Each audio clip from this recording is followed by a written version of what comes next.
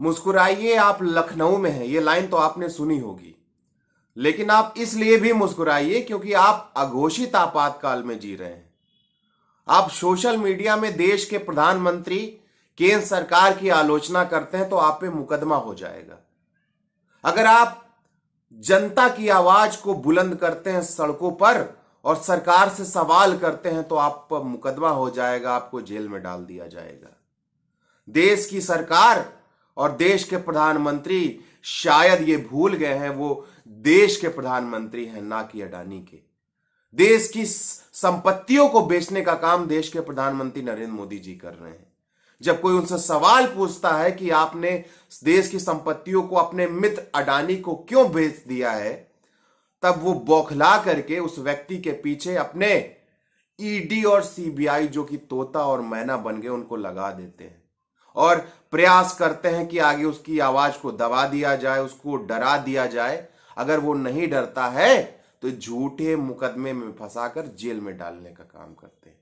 मैं बात कर रहा हूं आम आदमी पार्टी पे जिस तरीके से ईडी और सीबीआई का इस्तेमाल भारतीय जनता पार्टी और मोदी जी कर रहे हैं, किसी से छुपा नहीं है।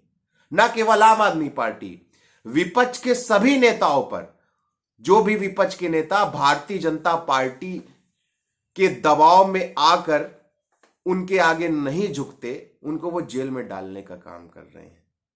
जिन प्रदेशों में भारतीय जनता पार्टी की सरकार नहीं है, उन प्रदेशों में लगातार भारतीय जनता पार्टी नरेंद्र मोदी जी अपनी ईडी और सीबीआई भेज के विपक्ष की आवाज को दबाने का काम कर रही है। जिस तरीके से दिल्ली सरकार जनता के लिए निरंतर काम कर रही है, स्कूल, अस्पताल, मोहल्ला क्लिनिक, तीर्थ यात्रा, बसों में महिलाओं के लिए फ्री यात्रा, ऐसे तमाम मुद्दे हैं जिनके माध्यम से दिल्ली की जनता की सेवा दिल्ली सरकार कर रही है, अरविंद केजरीवाल सरकार कर रही है। भारतीय जनता पार्टी बुरी तरीके से बौखला गई है। आम आदमी पार्टी का पूरे देश में प्रचार प्रसार हो रहा है, अन्य प्रदेशों में भी जनता हमको पसंद कर रही है। इस बौखलाहट में भारतीय जनता पार्टी ने आम आदमी पार्टी के सबसे पहले 2 वरिष्ठ नेताओं को जेल में डालने का काम किया, सत्येंद्र जैन जी और मनीष सिसोदिया जी। जब उन्होंने देखा कि 2 वरिष्ठ नेताओं को जेल में डालने के बावजूद दिल्ली सरकार निरंतर काम कर रही है, सदन के अंदर सांसद संजय सिंह लगातार अडानी के खिलाफ आवाज बुलंद कर रहे हैं, किसानों की आवाज बुलंद कर रहे हैं, युवाओं की आवाज बुलंद कर रहे हैं, मणिपुर मुद्दे पर मणिपुर की आवाज को बुलंद कर रहे हैं, इससे घबरा करके सांसद संजय सिंह जी को जेल में डालने का काम भारतीय जनता पार्टी की ईडी ने किया। अब उनका अगला प्रयास है कि कैसे अरविंद केजरीवाल जी को जेल में डालें, जिससे कि जिस तरीके से पूरे देश भर में आम आदमी पार्टी की लोकप्रियता बढ़ रही उसको रोका जाए।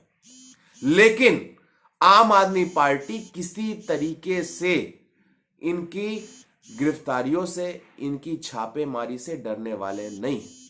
आम आदमी पार्टी ने सांसद संजय सिंह जी की गिरफ्तारी, आम आदमी पार्टी के 2 वरिष्ठ नेता सत्येंद्र जैन और मनीष सिसोदिया जी की गिरफ्तारी को लेकर के सड़कों पर संघर्ष शुरू कर दिया है।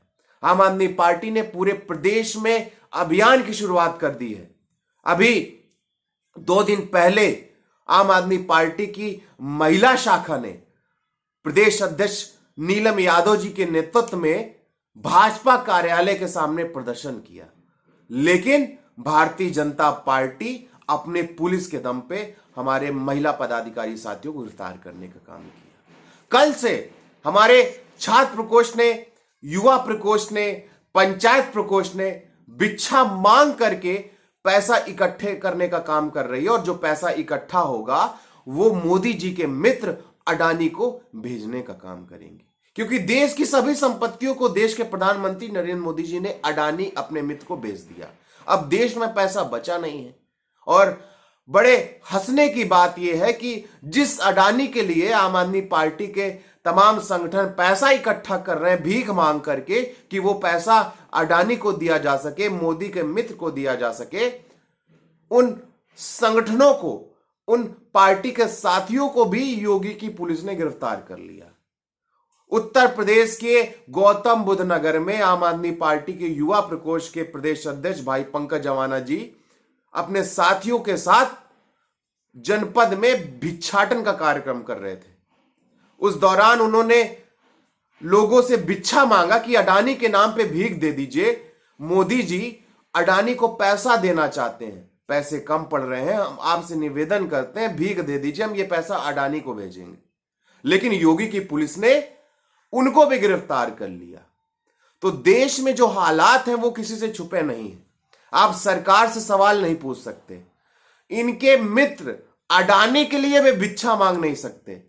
अगर आप सोशल मीडिया में कुछ लिखेंगे तो आप पर नॉन बेलेबल वारंट जारी हो जाएगा, गिरफ्तारी हो जाएगी।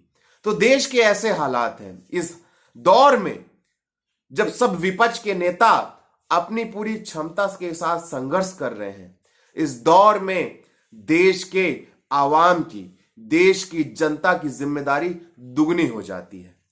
इस सरकार को किसी से डर नहीं लगता। इस सरकार को डर लगता है तो चुनाव हारने से डर लगता है।